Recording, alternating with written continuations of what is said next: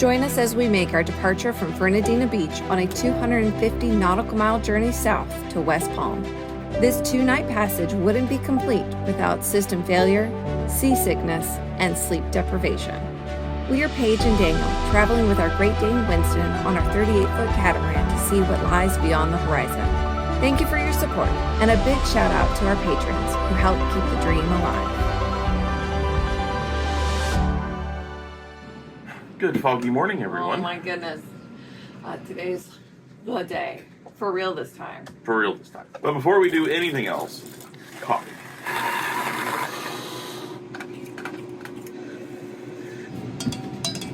It appears that Daniel's doing a little bit more than an engine check. Yeah, the serpentine belt's a little looser than I would like it, and I can't see well enough to get down into the mounting bracket that's behind the alternator, and it doesn't seem like the alternator, that bracket that you use to tension, is attached to anything on the engine block. So I tightened things down as well as I could in the position that they're supposed to be in. I guess my question is, are we still good to go today? Yeah, we are. I'm gonna actually do one more thing. We're still good. So while doing my engine check, I found the oil looks great, but there's some coolant pooled and splashes and stuff. So I asked Daniel to take a look. Yeah, there might be a little pinhole leak in the heat exchanger gasket. It looks like that's where it's dripped down from. It's one of the things we knew about from whenever we had our sail drive worked on back in April. It's a couple of drops, so we can still go. Of course, I'm worried about it because we're expecting to motor almost this entire trip. So it's like 48 hours of motoring. I'm gonna wipe this up. We can keep a better eye on it and be able to monitor how much more it leaks. All right, let's turn on some engines. I think I might have fucked something up. Shut down starboard engine, please. Shutting down starboard. I was crawling around in there trying to get a better angle to fix the alternator, and I guess I pushed on the connection where the exhaust outlet goes into essentially the muffler, and now it's not seated back on where the muffler was. So now I just gotta crawl in there and fix that. Fix it. I was just thinking, there's always something that could keep us on the dock.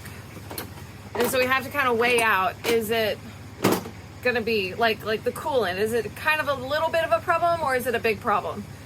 So Daniel has decided this is a big problem. We'll fix it now. I think I really gotta learn to not freak out so quickly. Because the sound I was hearing was just that bracket I was saying earlier at the alternator that's not really where it's supposed to be. Like that's what's rattling around, making noise. And away we go. This is feeling good, guys. This is feeling good.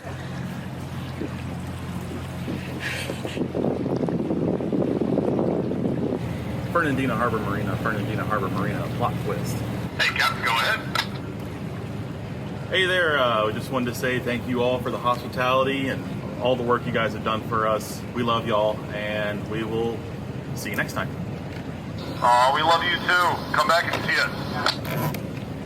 Roger that. Plot twist, turn into 1-6.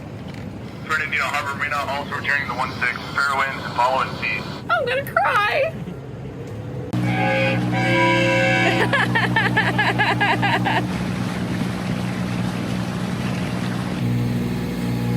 This is so incredibly exciting. The turnout of the inlet on your passage, it's like just such a, this is the beginning. We have no idea what's gonna happen, how it's gonna be. We have a fair idea what the conditions will be, but in reality, once you don't know what's gonna happen until you get out there.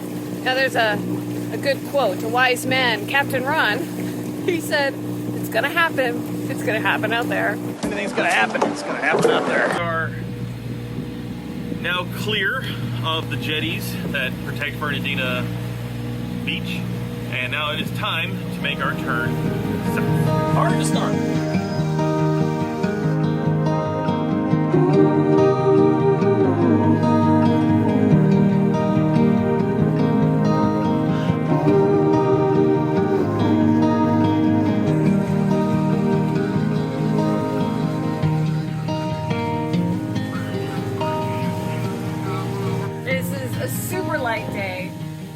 which is really ideal, especially for Winston. Unfortunately, I don't think we're going to do a lot of sailing. We're not going to hoist our sails.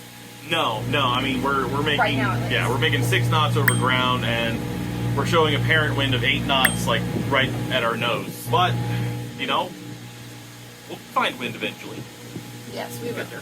Just checked our port engine to check on that drip, and I don't see any drip. So we've been motoring for a little over an hour. I'm sure the engine's warmed up and we have coolant flowing through that system. So I don't know. We'll just keep an eye on it.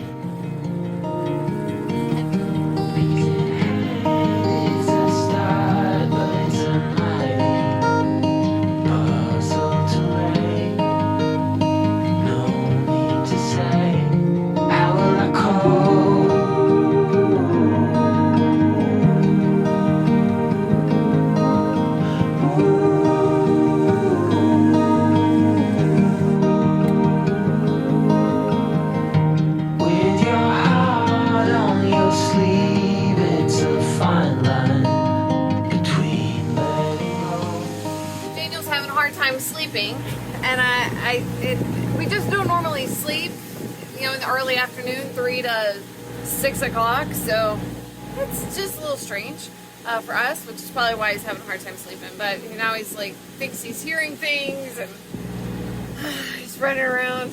I don't know. It's been a long time since we've done this, and so like every little sound is that's something pro. My mind is put at ease. I don't know what noises I was hearing, you know, but heat gunned the starboard engine because we've been having problems with the water pump, and it's 150. It's just fine. So Daniel's gonna try to get some more rest. Rest assured, darling, everything's fine. I got this. He's such a diva.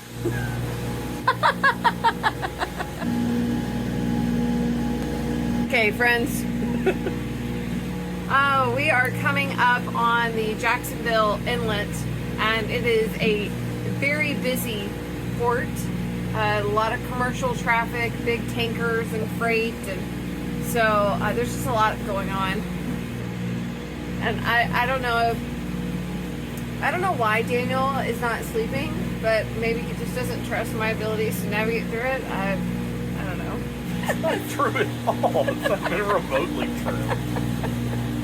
Just, you know, it's just, I guess, first time out in a long time jitters, I suppose. But I admit it is nice to have another pair of eyes while we're going through a busy area.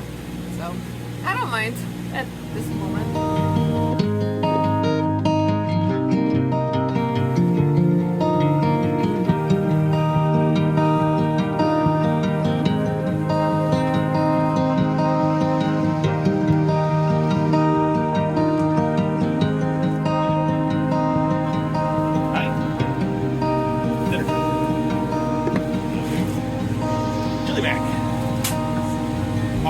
Favorite things. Chili mac is a very, I think, a southern dish.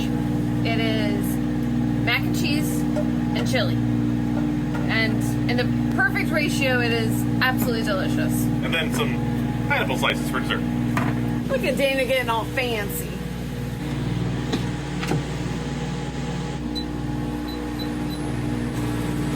If you're not familiar with the Gulf Stream, it is a river in the middle of the ocean, and it's a constant 3-knot flow off the east coast of Florida between the Bahamas. Crossing the Gulf Stream it's no hard task, but it's no simple task either. So from where we left in Fernandina, which is the very northeast corner of Florida, we really had 2 options to get to the Bahamas. One, we go kind of directly across and cross the Gulf Stream north, or we go south down to West Palm and we cross the Gulf Stream there. So we are taking the down south and cross there. The reason is because 1, the Gulf Stream's wider further north, and 2, the conditions just were a lot more favorable for a more comfortable passage going south and then across, and we'd actually probably be able to get some sailing in going south and then going across, waiting for a little bit of a later weather. It takes a little finagling to get across to where you want to go. And another reason why we decided to take this route is because of Winston. If it was just us, we would take the Northern Passage and be in the Bahamas in 2 days and have a nice day. But we have Winston to consider, and he needs to go potty. So we take him forward to the trampolines to go potty. And in conditions like this, it's a lot easier for him to do that instead of pounding into 4-foot waves every 5 seconds. We have to think about our crew comfort as well.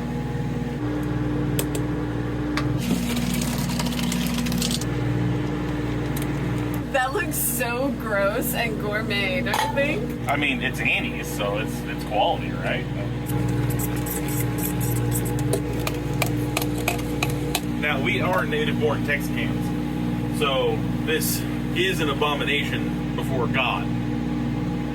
There's beans in it. Texas chili is like a historical experience because traditional Texas chili has no beans and no tomatoes. So the tomatoes really surprise people. Yeah, it's just spices, meat, onions if you're feeling frisky.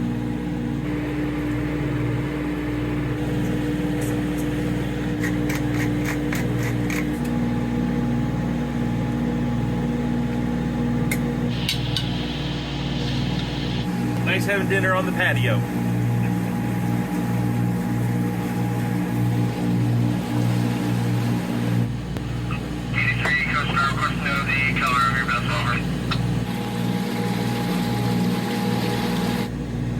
Lovely sunset.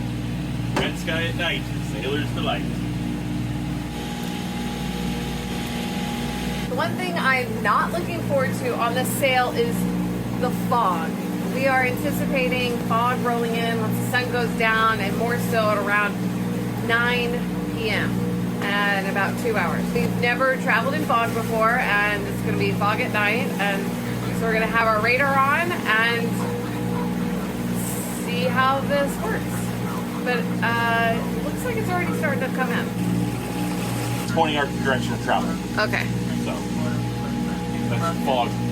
Okay, all right, so I'm now panicking because I was anticipating us not seeing the fog on the radar.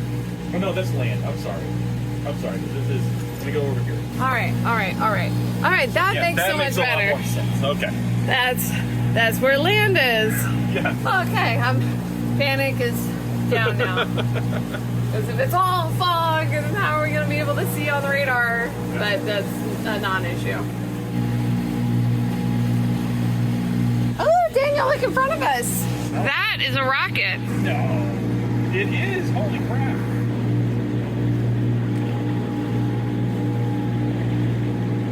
That is so cool. Off to our right, we have the SpaceX booster going down. We have the second stage continuing on its way to go do something awesome. And yeah, we were not sure if we were going to be like, we're like, oh no, Cape Canaveral's way too far. We'll never see it.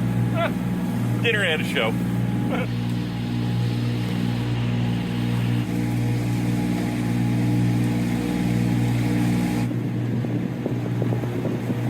Alright, so kind of rookie mistake.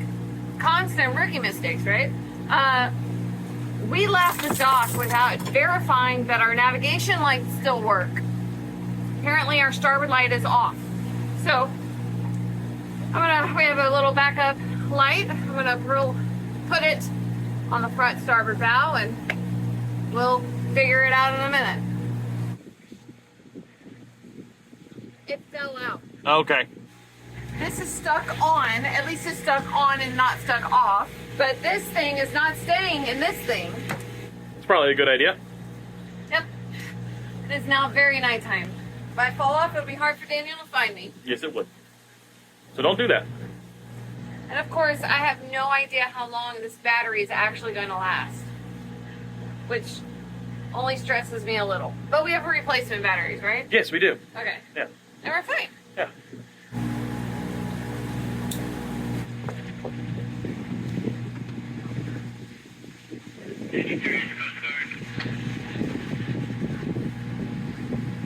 There we go. There we go. It's fun, right? We're all having fun. My hero. So far, it's fairly light fog because we can still see the stars. So, woo! Yeah, we're just. I think it's time for me to go to bed. What? You're all amped up. I am so anxious.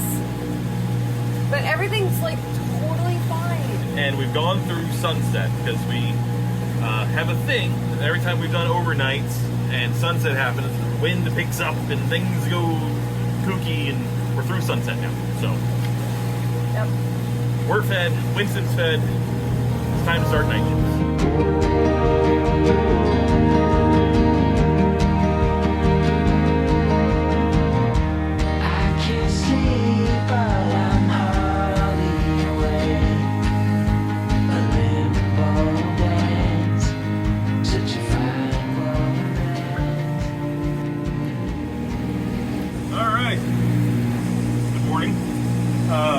So I just checked our fuel, and we have about 30 gallons of diesel remaining on each side. So we didn't leave with quite 100% full tanks, but yeah, I've got a ton of fuel left.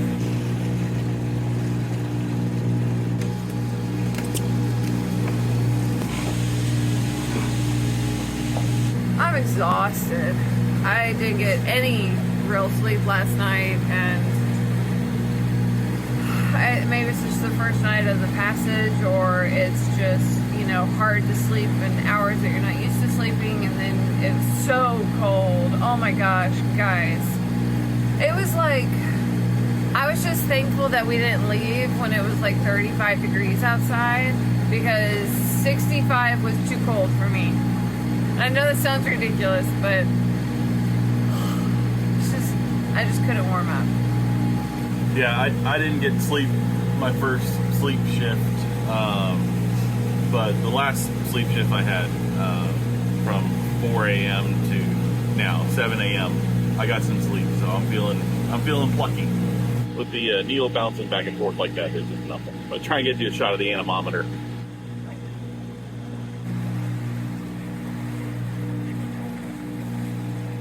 Yeah, it is still this dead out here. Supposed to pick up later, maybe, but I think it's going to be right on our nose again.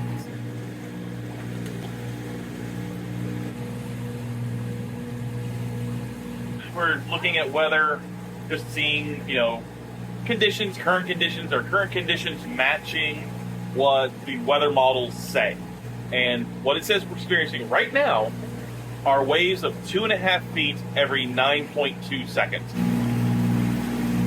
There's just a gentle roll, but you don't feel it. I mean, Paige is even drinking coffee out of a proper coffee cup, not a sippy cup.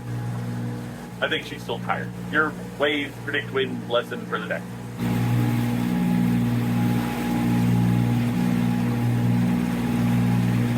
All right, so a little more than halfway update. We are approaching Cape Canaveral, and yeah, no change in conditions. In fact, I think that it's gotten even less. In addition to the conditions, I did a brief engine check. Everything looks fine. Paige is diligently working, and Winston is diligently napping. As expected, the conditions have changed a bit after we passed Cape Canaveral. The wind has picked up a bit. The conditions are a little bit lumpier. Nothing terrible, but slightly uncomfortable. We're getting some hull slap, which is when the water slaps between the hulls and it makes the table go thump and everything is kind of loud. It's not too bad right now. But the wind will continue to build until like midnight, 1 o'clock, and then it'll slowly die off until we get to our destination. It won't be as easy as a sail last night, but it'll still be, I think, a relatively pleasant motor along, because we are going to be going right into the wind. We want to stay as close as about 1 mile, 2 miles from the coast. If we get any further off the coast, if we want to, take advantage of the sailing opportunity, then we get caught in the current. The current gets stronger the further you get off the coast.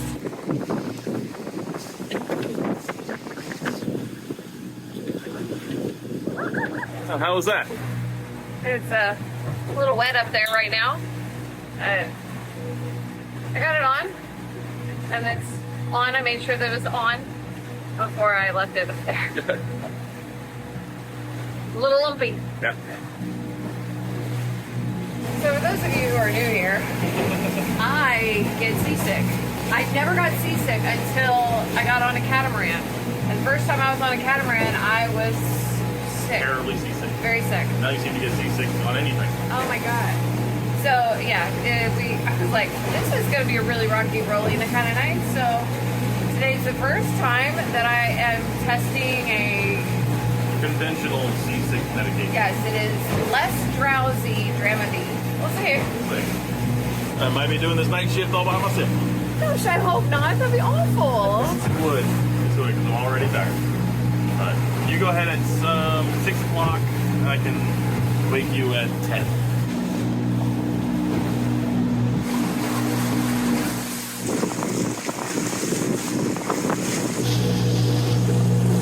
I slept horribly last night and it was calm conditions, so hopefully I sleep better tonight. Yeah, it's a little gustier, and we're fortunately taking it right on the nose. So, I don't want to, I could turn us, to where we're taking it 45 degrees off, but then, we're going to be getting close to the coast, and then I have to basically tack back, and then not go too far out to get us caught in the Gulf Stream, and it's just one of those nights. Yeah, our steaming light is not working. It was working last night. It's not working right now. I'm not even 100% sure if our port navigation light is on. Seem to be having some electronical issues.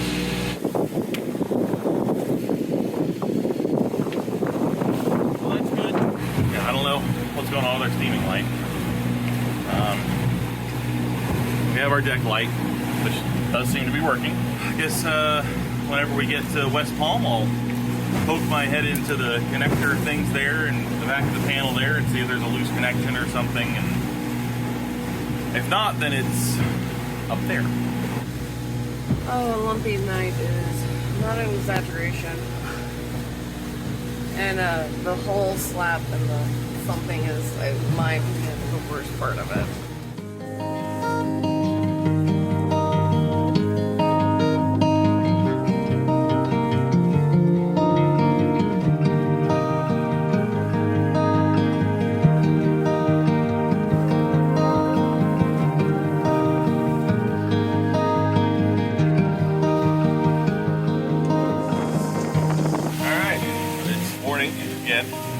I'm going to go check our fuel. Make sure we have plenty to get for the next 27 months. If our tick marks hold true at 5 gallons a tick mark, we have between 15 and 20 gallons left, which should be plenty.